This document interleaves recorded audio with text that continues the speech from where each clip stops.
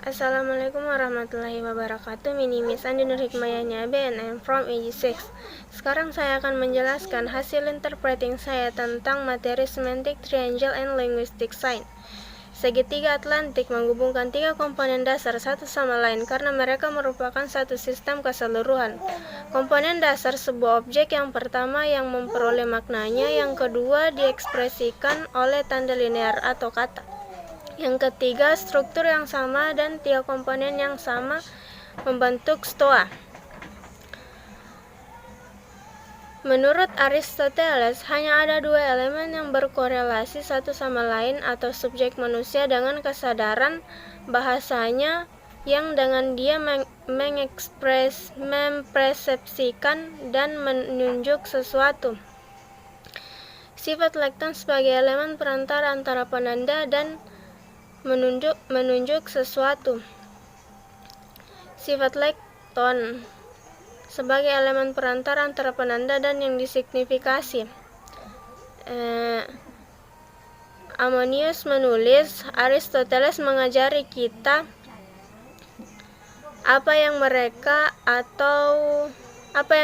tunjuk, dan bahwa dari satu sisi ada representasi mental atau neomata, dan dari sisi lain proses penamaan dan penunjukan sedang diwujudkan dengan cara penunjuk dan objek, dan bahwa seorang tidak boleh menambahkan jenis elemen perantara antara pemikiran dan objek. Elemen ketiga ini diberi nama lekton oleh kaum Stoa.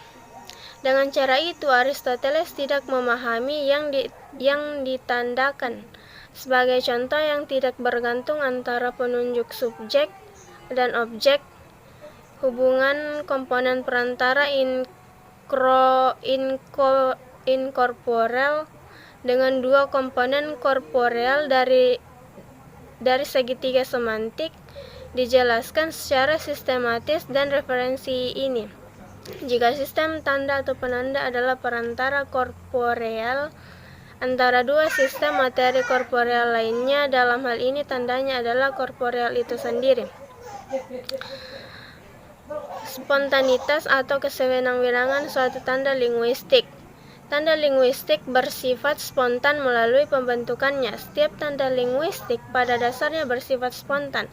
Apa yang dimaksud spontanitas? Yaitu ketidaksengajaan yang tidak disengaja, kesewenang-wenangan, dan fakta bahwa tidak mengandung dalam dirinya sendiri dalam satu dari keteraturan alamiah dalam formasi.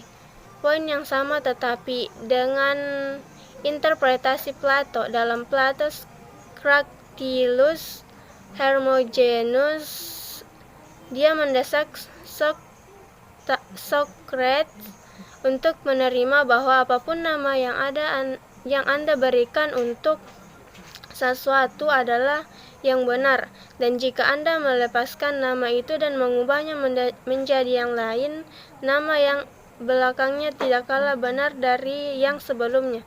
Pendekatan berbeda untuk gagasan Saussure tentang tanda kesewenang-wenangan tanda adalah konsep radikal karena ia mengusulkan otonomi bahasa dalam kaitannya dengan kenyataan.